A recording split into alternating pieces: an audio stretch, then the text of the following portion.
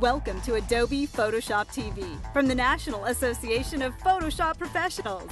And here's your hosts, the Photoshop guys, Scott Kelby, Dave Cross, and Matt Klaskowski. Welcome to another blind. Nope, just kidding. He's not really here. Folks, welcome to another artificially flavored episode of Adobe Photoshop TV, brought to you by the folks at the National Association of Photoshop Professionals, those that bring you Photoshop User Magazine. It's all about Photoshop and cameras and crayons and other things according to this cover. This week's episode is brought to you by Digital Lifestyle Outfitters, makers of the DLO Home Dock. So if you want to watch your iPod at home, then get one. And also the folks over at CDW, and they don't make anything. They carry just about everything you could possibly want for your computer. Check it out at cdw.com. And also iStock Photo, anything and everything you need for royalties-free stock images, you can check it out. You can also upload your own and sell your own images there at iStockPhoto.com. Also, anything and everything you need for Adobe or graphics-related books, you can go to peachpit.com.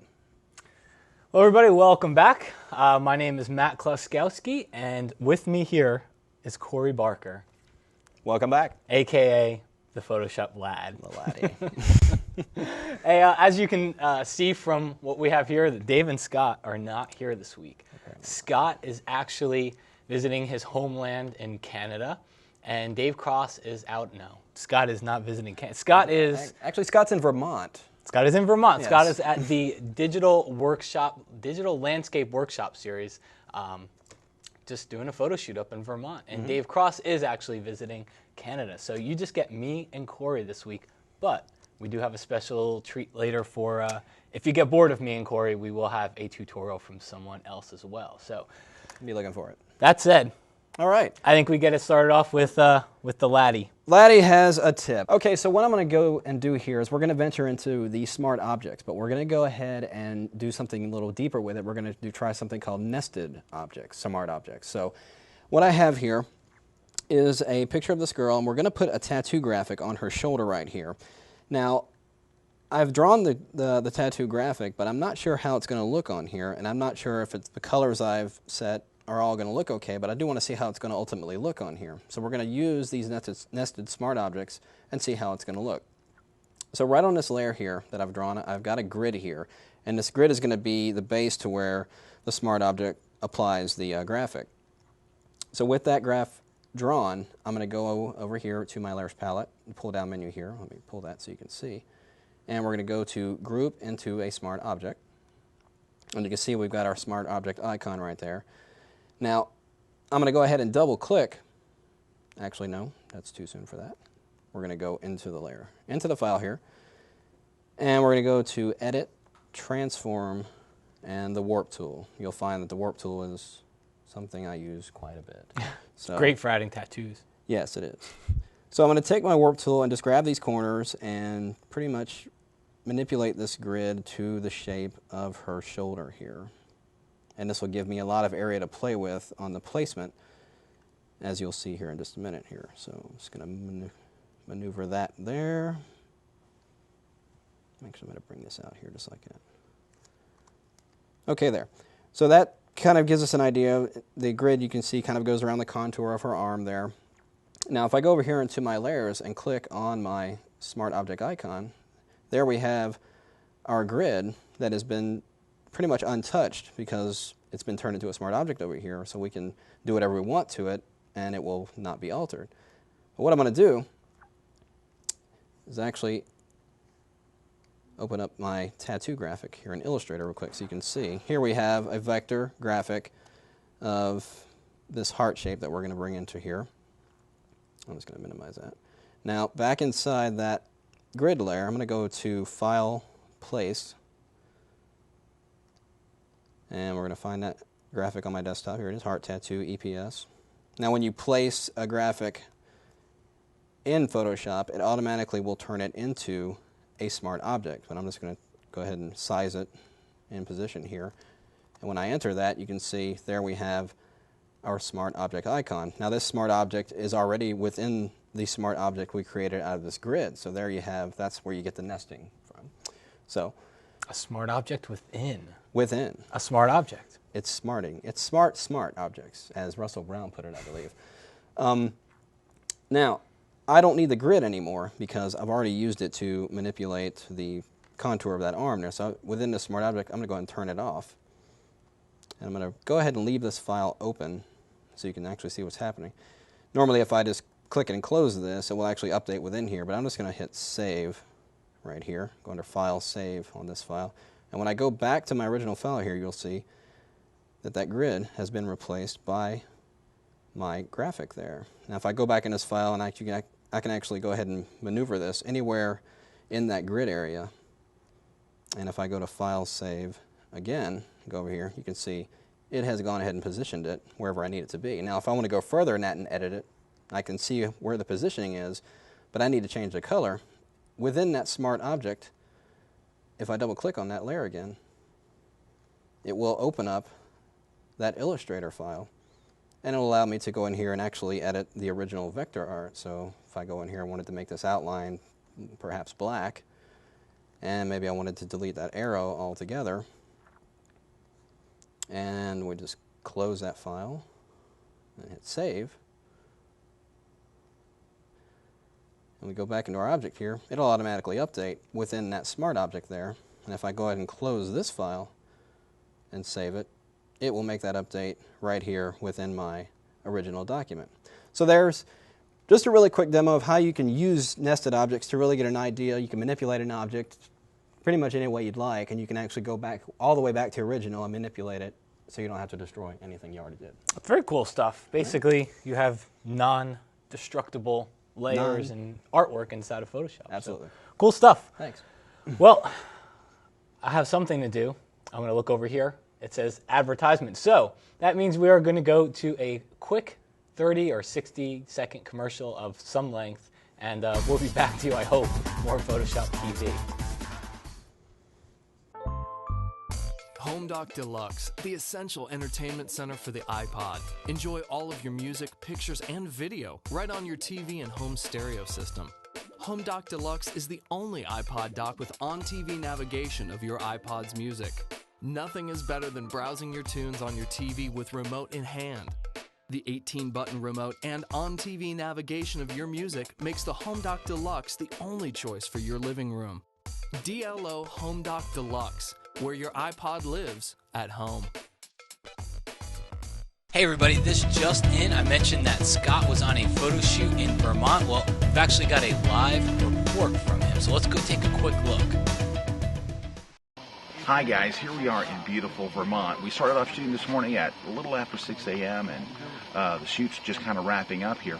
But today we have beautiful weather. As you can see, we've got beautiful blue skies, where yesterday we had cold and rain the whole morning and in the afternoon and at night. But today we're having a much better time. We're out here shooting, and this is my new best friend right here. I love this lens. This is the Nikon 200mm f2, and it's a prime lens, so it doesn't have a zoom on it. So when you want to zoom it, here's what you do. Pick up. It's kind of sad, but I tell you what, this is the baddest, coolest lens I'm in love with this lens. Anyway, we're having such a great time out here shooting. You can see Joe McNally getting ready to do a class on flash. When the light gets bad, Joe gets everybody together and shows them how to shoot flash in really bad conditions. Here's part of the flash class. He's showing how to shoot with a wireless SB800 flash in harsh conditions. And there's more of that shoot. There's Lori Axel, the equipment lady. You always hear us talking about her. Lori's on all these shoots as well. And there's Vincent Versace, one of the instructors who is out there shooting on location. Vincent teaches, of course, out in the field and in the classroom.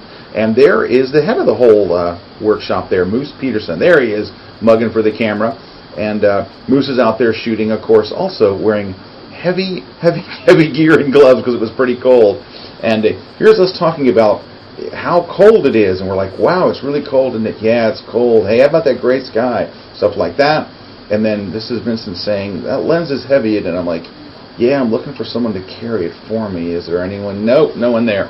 All right, later we were in a little tiny town, and there's Joe doing another flash session. This is after the light got really bad. There was also classroom sessions, of course. When you're not shooting, you're in the classroom line. They're doing different sessions, and there's Vincent working off the light of his Wacom Cintiq tablet. Of course, there were printers in the room. You could, on the last night, everybody's doing a bunch of printing to these Epson 2400s. Here's another on-location shoot. We're at a grist mill, and let me tell you, they had the most delicious grist you've ever seen. There's Moose again. There he is. And here's some of the people setting up to shoot the grist mill, and I got to tell you, I've never had better grist in my life than the grist that comes from there. Well, that's it from here in Vermont. Back to you guys in the studio.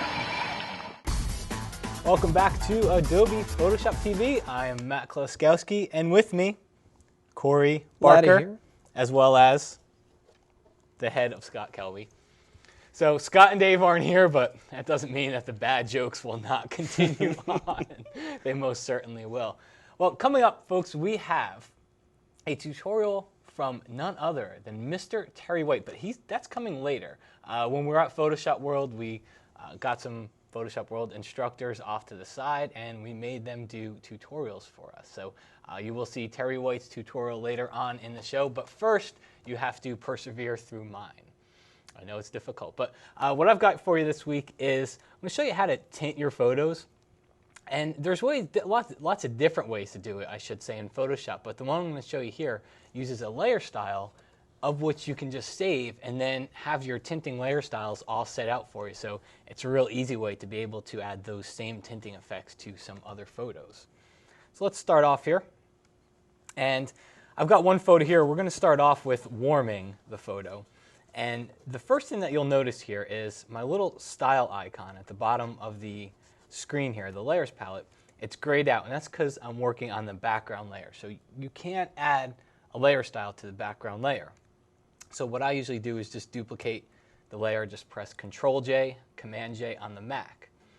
Now, I'm going to apply the style to this photo layer. I'm just going to go down to that little F icon, click it, and I'm going to apply a color overlay layer style to this. And when it opens up, it's going to open up to an obnoxious red color.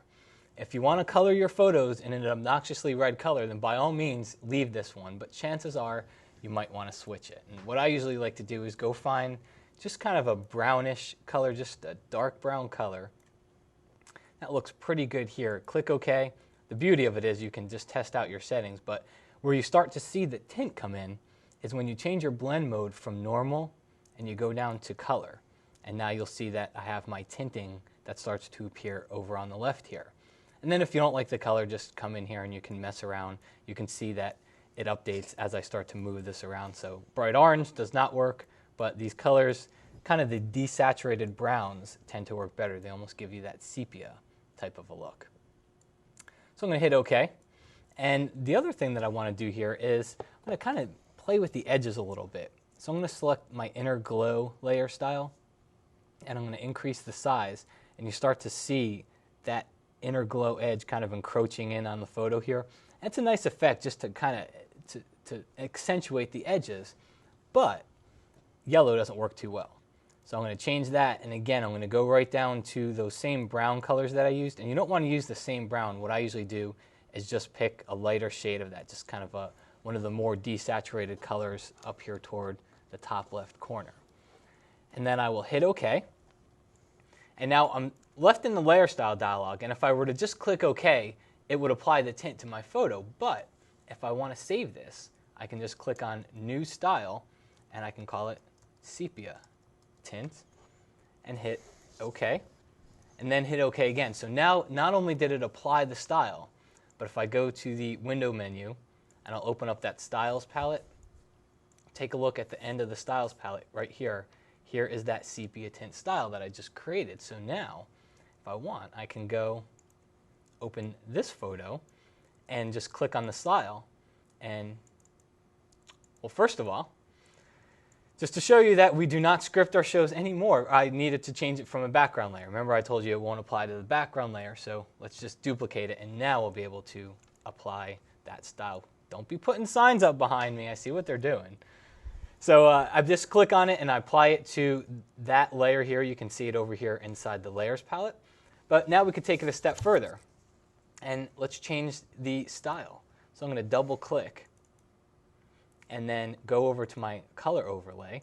And instead of using the brownish color, just drag this up until it gets to those blue colors. And now you see we have a cooling effect on the photo back here.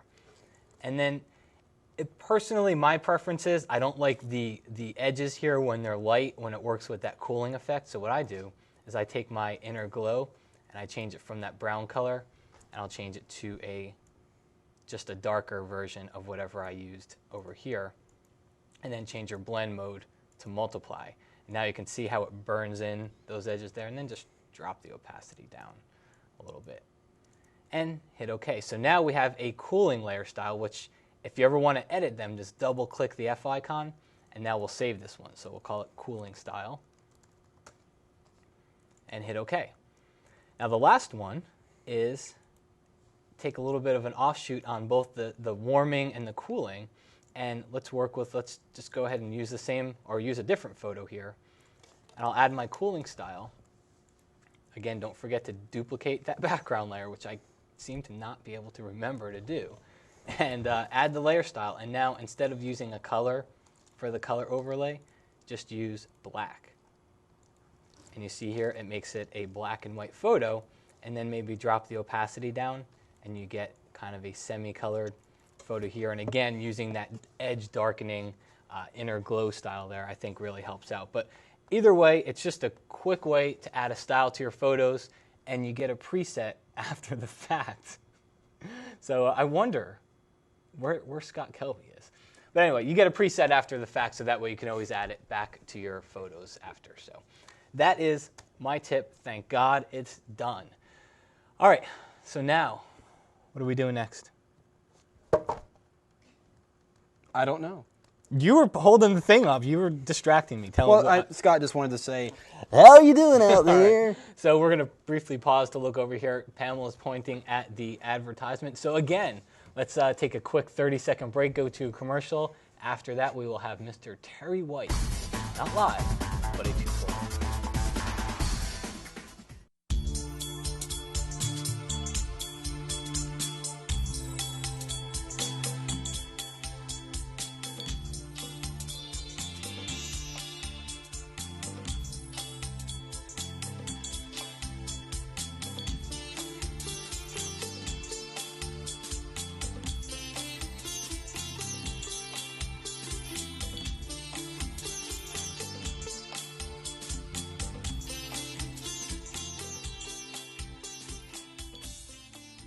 Hey, we've got some more Photoshop TV coming up for you, but before we do that, let's do a quick Photoshop on the road and find out where Photoshop guys and friends will be.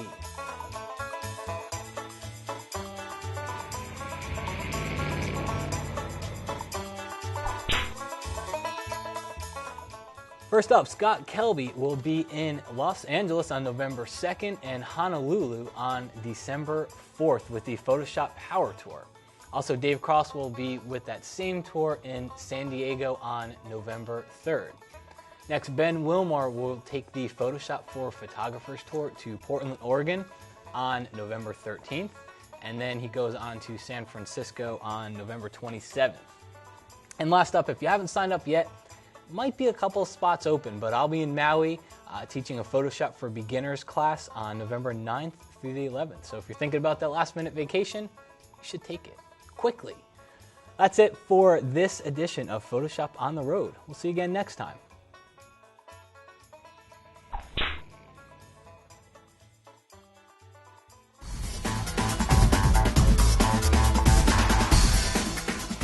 Hi guys, Stephanie Cross here again with the news for you. First, we have Adobe Photoshop has come up with a new update for Lightroom 4.1. You can download it at this website right here. And Photoshop User Awards are in full swing. You can win a trip to Rome, Italy. All you have to do is enter to win at PhotoshopUserAwards.com. And last but not least, the popular Logitech New Look is now only $79 and is available for Windows. Check it out at this site right here. And that's it for now. I'm Stephanie Cross, and I'll see you back next week. Okay, we've come to our special guest tutorial segment of the show, and our good friend Terry White is going to again show us how we can integrate Photoshop with Adobe InDesign. So, Terry, take it away. I'm here at Photoshop World in Las Vegas with Terry White. Terry works for Adobe and does lots of cool stuff. So Terry, tell us a little bit about the cool stuff you do. Well, actually, I'm senior manager at Adobe. I manage the product specialists that go out to our corporate clients and show our creative solutions and digital video solutions. Cool. Well, you got a tip for us? I do. Actually, you can't come on the show if you don't have a tip. I know. I've watched the show before, and you got to have a tip before you can even be in front of this camera. So, what I did was I brought a tip that's basically going to show you, since InDesign's my forte, I'm going to show you a little bit about how to work with Photoshop files inside of InDesign and taking advantage of the layers inside those Photoshop files. That's what we're going to do. Cool. Well, let's go take a look. All right. Here we go. Now. It's really great to have this opportunity to be on Photoshop TV and talk about one of my favorite features inside of InDesign that takes advantage of Photoshop native files. We're going to start off here in Photoshop, and as many of you like to do, you like to work in layers. And of course, this Photoshop file is no different. It's got a ton of different layers in it. Some are on or some are off. And that's of course because you can turn different layers on and off to give your file a different look and feel. So we can turn this layer on, turn that layer off, so forth and so on. However, one way to do this in a more efficient manner is to take advantage of Photoshop's layer comps. So what I'm going to do is go up to my window menu, and I'm going to come down to layer comps to bring up the layer comps palette. And what we've done basically ahead of time is we've picked out some layers that basically represent the way we want the file to look in various stages of the file, or just to give the customer an idea of how the file can look. So for example, we've got this rough takeoff layer or layer comp, and this basically turns several layers on and off to kind of give us this rough takeoff feel. And this is kind of the way we felt with InDesign 1.0. It was a great app, but it got off to a rough start. Now we're in InDesign CS2, or effectively InDesign 4, and things are running a lot more smoothly. And we're kind of taken off with the app, so it's pretty cool. So as you can see, just by simply flipping through these layer comps, we can go ahead and work with the same file but give it a totally different look and feel just by turning layers on and off pretty quickly. Now if you wanted to make your own layer comp, basically all you would do is just start off with the layers the way you want them to be, or get them the way you want them to appear. So I'm just going to go ahead and turn this layer on, turn this layer off, and I think I want to go ahead and turn on this layer as well. Once I kind of get the look and feel for the layers I want, then I go back to the layer comps palette and simply click the new layer comp or create new layer comp icon in the lower right hand corner, and then that will give me the ability to name my layer comp. And we'll call this one Terry's Favorite. Once we name that layer comp, we can also decide how the layer comp is going to be, or what the layer comp will control. In this case, it will control the visibility, which is simply turning the layers on and off. But if you move layers around, we can also have it control the position. And if you used any layer styles, we can have those layer styles appear as well. And what's cool about this is maybe Terry's Favorite doesn't mean anything to anyone else, but we can also have it have a comment there. So people that pick up this file later will know exactly what this layer comp is supposed to do.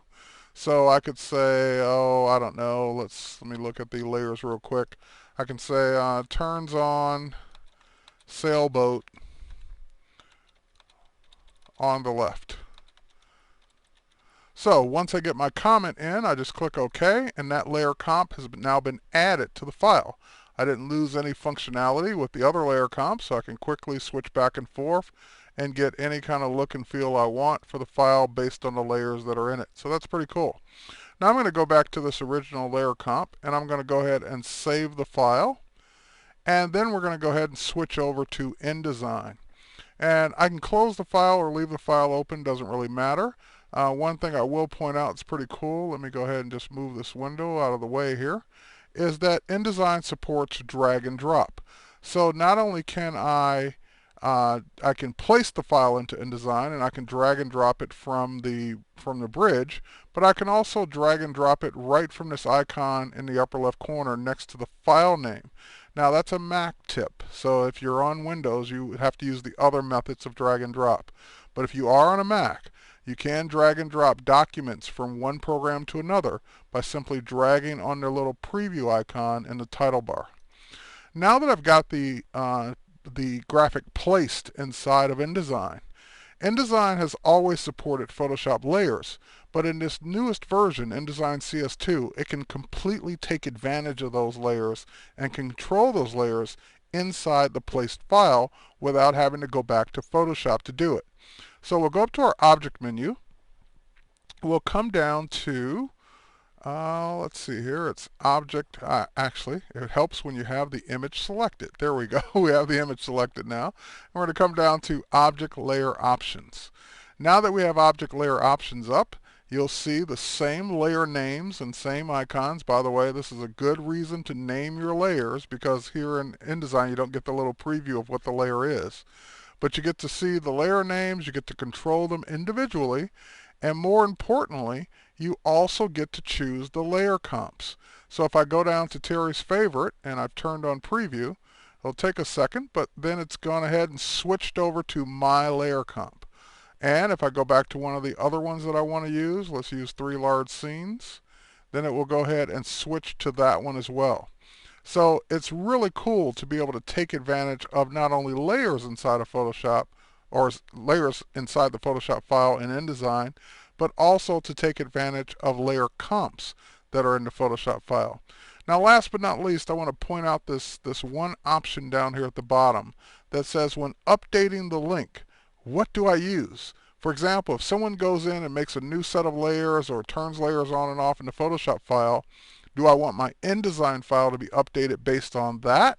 Or do I want to keep the layer visibility overrides that I've just done? In other words, keep the file looking this way no matter what layers get added to it or deleted from it in the actual Photoshop file. So you have the choice of using Photoshop's layer visibility when the file gets updated, or keeping your overrides, keeping your layer comps, keeping the layers that you've turned on and off. So I'm going to go ahead and click OK, keeping my layer visibility overrides. And now my Photoshop file has been placed and is up to date and is kept the way that I like it with this particular layer comp turned on. That's it for this tutorial. Thanks for watching. Well, thank you very much, Mr. Terry White. It was, it's just Photoshop World in general. It's just a blast just to get to meet all those guys and just hang around with them and just get to absorb, because honestly, it's there's a lot of classes there and there's a lot of cool stuff. But I think that said, it is time for contests. So first off, we have the contest question for last week. Corey, what was it? I don't remember. Don't you love that blank look? I love doing that. Oh, Corey didn't know the contest question. The contest question last week was from Dave Cross, and he said, what was different about this color picker? And the answer is if you look at the color picker, the letter B over under LAB was checked off, so the color picker actually showed different colors. Now, that's not cool enough. Let me show you just a little kind of visual tip on what's going on inside there. When you look at the color picker here, normally you probably have H ticked off right there. Well, you can also see you can change it to S and B, so it's hue, saturation, or brightness. But you can also jump down over here to reds, greens, and blues, and LAB, because you've got that LAB color space. So what Dave did is he had the B and LAB checked off, and so this is what his color picker looked like. And as you look at this, you can almost use that as a learning tool, because you can see the lightness, the A and the B. Well, when you work in the LAB mode, the A channel is working on kind of the blues and the yellows, and the B channel is working on the reds and the greens. So it just kind of use the color picker almost as a little visual learning tool for you. But that was the answer. And as we always do, hopefully a name will appear right below us at this point, and I'd like to congratulate that person. Now, it would not be complete if we did not have a contest question for you this week, so I've got one. Or Corey, do you have one? No, you go ahead. Okay. The contest question this week is, where would you find the setting or option tile boundaries? And those of you that watch Photoshop TV in the past should know where that setting would be based on behavior of mine during the contest. So I'll just give you a little hint there. But send your questions, go to photoshoptv.com and click on the little contest button on the right and send your answers in to win. What can they win, Corey? You can win a subscription to Layers Magazine, the creative magazine produced by the National Association of Photoshop Professionals. Yes. Also, the explosive first season of Photoshop TV. It's astounding. So Almost hurry like, up, get on there, check it out. Almost like 24, isn't it? Exactly, 24. It's 24. It's the same type of show. Same type of show. And then the one I get to give away here is the Adobe Illustrator Techniques newsletter.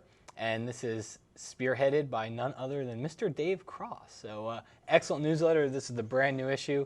Kick butt newsletter. Great artwork, great tutorials. So you will get to win all those things if you can answer that question. Now, we are finally at the time where we get to close out this thing that we call a show. And at the end of each show, we like to give you 3 things to do. So my first thing to do is go check out designsnack.com. This is a great little website to just go find little design tidbits and bits and pieces of inspiration and just everything design related. So again, it's designsnack.com. And for you creative professionals out there, go check out creativebits.org. It's a really nice site. It's got forums and blogs, and it's even got a critique section. You can upload your artwork and get some feedback on any of your artwork you do. So check it out, creativebits.org. And last but not least, there is actually an organization that was started after Hurricane Katrina for Photoshoppers dedicated to fixing Hurricane Katrina victims' photos. So you can go check it out. It's oprworkshop.org, and you can go in there and you can volunteer your time to fix other people's photos. So it's a pretty neat little thing that they got going there. Again, it's oprworkshop.org. Well, folks, it's here. I know you've awaited, and the time has come. Adobe Photoshop TV is over. On behalf of myself and Mr. Corey Barker, Laddie's here saying, see you next time. We'll see you again next week on Adobe Photoshop TV.